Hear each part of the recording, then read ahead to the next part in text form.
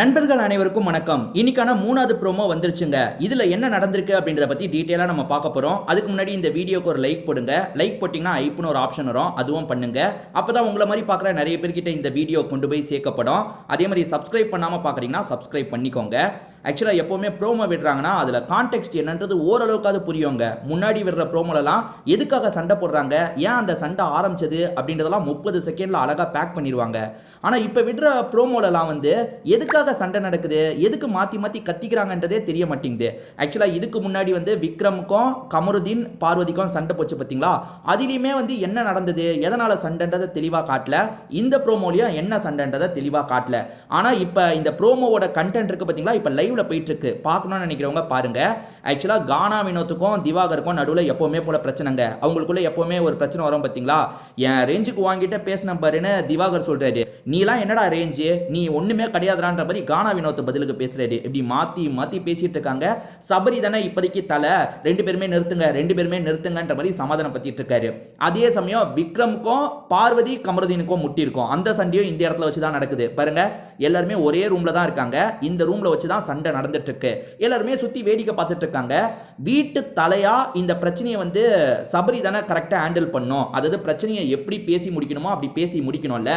அந்த விஷயத்த சபரி சரியா பண்ணலன்னு ரெண்டு பேர் நினைக்கிறாங்க. அது யாருன்னா முதல்ல பிரஜின் பேச ஆரம்பிக்கிறாரு.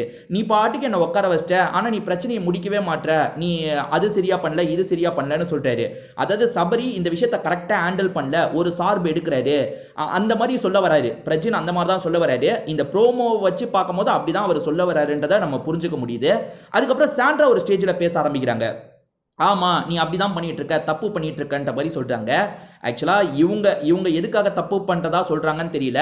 ஆனா சபரி இதுக்கு முன்னாடி பண்றது தப்பு தான். இப்ப தலையா இருக்காரு, அதை விட்டுருங்க. இதுக்கு முன்னாடி வந்து ஒரு பிரச்சனை வந்தா சபரி என்ன தெரியுமா பண்ணுவாரு, இப்ப கானா வினோத்துக்கும் திவாகருக்கும் பிரச்சனை வருதுன்னா ஒருத்தர் சைடு தான் கரெக்ட் இருக்கும். ஆனா இவர் முதல்ல கானா வினோத்துக்கிட்டே ஏதாவது பேசி சமாதானப்படுத்துவாரு. அண்ணன் உன் மேலேயும் தப்பு இருக்குன்னு திவாகர் கிட்டேயும் தப்ப சொல்லுவாரு. அதுக்கு தான் திவாகர் சொல்லுவாரு, நியாயம் பார்த்து பேசு சபரி, நியாயம் பார்த்து பேசு. அதாவது யாராவது ஒருத்தருக்கு கரெக்டான ஸ்டாண்டை சொல்லு, அப்படி மழுப்பாத. ஏன்னா எந்த பிரச்சனை வரும்போது தான் சரி, சபரியை பாருங்களேன் அப்படியே ஒரு மாதிரி பூசி மொழிகிடுவாரு. அதாவது ஒருத்தர் அப்படியே சமாதானம் பத்தி கூட்டு போவாரு, இன்னொருத்தரையும் சமாதானம் பத்தி கூட்டு போவாரு. பிரச்சனைக்கு சொல்யூஷன் கிடைக்கவே கிடைக்காது. அதாவது என்ன பிரச்சனை அதுக்கான சொல்யூஷன் கிடைக்கவே கிடைக்காது. பொதுவாக பிக் பாஸ் வீட்லயே அந்த பிரச்சனை இருக்கு. ஏன்னா எந்த ஒரு பிரச்சனைக்கும் சொல்யூஷன் கிடைக்காது, சட்டுன்னு முடிஞ்சிடும். ஆனா கனி பாருங்க, அவங்க பிரச்சனைக்கு சொல்யூஷன் வாங்கியிருக்காங்க. நீங்க யோசிச்சு பாருங்க, இந்த வீட்டில் ஒரு பிரச்சனை நடந்தா அதுக்கான சொல்யூஷனை கனி மட்டும்தாங்க வாங்கியிருக்காங்க, வேற யாருமே வாங்கினது கிடையாது. ஒரு வாட்டி வந்து அவ அந்த டேபிள்ல உட்காந்ததுக்கு சாரி கேட்கலனா யாருமே சாப்பிட மாட்டோம்னு ஸ்ட்ரைக் பண்ணாங்களா, பார்வதி கிட்ட சாரியை வாங்கிட்டாங்க. ரெண்டாவது பார்வதி வந்து துணியை கீழே வச்சுட்டு போனாங்களா, அதுல ஒரு பெரிய இஷ்யூ ஆச்சு. கடைசியில பிரவீன்ராஜ் மூலியமா சாரியை வாங்கினாங்க. அவங்க மட்டும்தான் சாரியை வாங்கியிருக்காங்க. மற்ற யாருமே பிரச்சனை, ரெண்டு பேருமே கத்துவாங்க, ரெண்டு பேர் மேலேயும் தப்புன்ற மாதிரி பிரச்சனை முடிஞ்சிடும். ஸோ சபரி இப்ப தலைன்றதுனால இந்த பிரச்சனைக்குள்ளெல்லாம் நுழைய வேண்டியிருக்கு. இவர் தலையா இல்லைனாலுமே பிரச்சனைக்குள்ள நுழைவாரு, ரெண்டு பேரையும் கூல் பண்றதுக்கு ட்ரை பண்ணுவாரு. ஆனா இப்ப தலை வேறல, கூல் பண்றதுக்கு ட்ரை பண்ணும்போது ஒரு சார்பு எடுக்கிறாரு போல. அதாவது அவர் எப்பவுமே ஒருத்தருக்கு ஒரு சார்பு எடுப்பாரு பாத்தீங்களா, அந்த மாதிரி இந்த பிரச்சனையிலயும் ஒரு சார்பு எடுத்திருக்காரு போல. அதனால தான் பிரஜின் சாண்ட்ரா உள்ள வந்திருக்காங்க. ஏற்கனவே நேத்து நைட்டு பார்த்திருப்பீங்கன்னு நினைக்கிறேன், பிரஜின் சாண்ட்ரா வந்து இங்க குரூப்பிசம் பயங்கரமா இருக்குன்னு சொன்னாங்க. நான் கூட பிரஜின் சாண்ட்ரா இந்த குரூப்பிசத்துக்குள்ள போய் மாட்டிப்பாங்க, அதுதான் அன்பு கேங்குக்குள்ள போய் மாட்டிப்பாங்கன்னு நினைச்சேன்.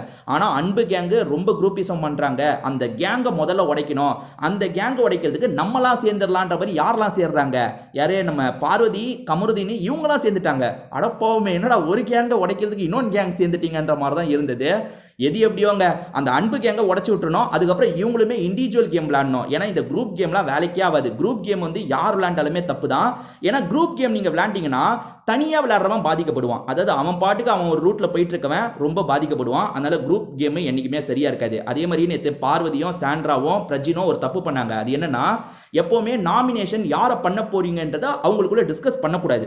ஏன்னா குரூப்பாக டிஸ்கஸ் பண்ணி ஓட்டு போகிறதுல என்ன இருக்குது, அப்படி பண்ணவே கூடாது. ஆனால் அந்த ரூலை பிரேக் பண்ணாங்க. விஜய் சேதுபதி வந்து வீக்கெண்டை அட்ரஸ் பண்ணுறதுக்கான வாய்ப்பு இருக்குது. ஸோ இப்போ என்ன பிரச்சனைன்றது 100% எனக்கு தெரியலங்க. நான் லைவ் இப்போ பார்க்க போகிறேன். லைவில் என்ன பிரச்சனை அப்படின்றத தெளிவாக பார்த்துட்டு நான் உங்களுக்கு சொல்கிறேன். ஏற்கனவே லைவில் இந்த பிரச்சனையை பார்த்துட்டு இருக்கீங்கன்னா என்ன பிரச்சனை அப்படின்றத நீங்களுமே சொல்லணும்னா சொல்லுங்கள். இதை தாண்டி வேறு ஏதாவது உங்களோட கருத்து இருந்தால் அதையும் சொல்லுங்கள். திரும்பி வேறு ஒரு வீடியோவில் நம்ம பார்ப்போம்.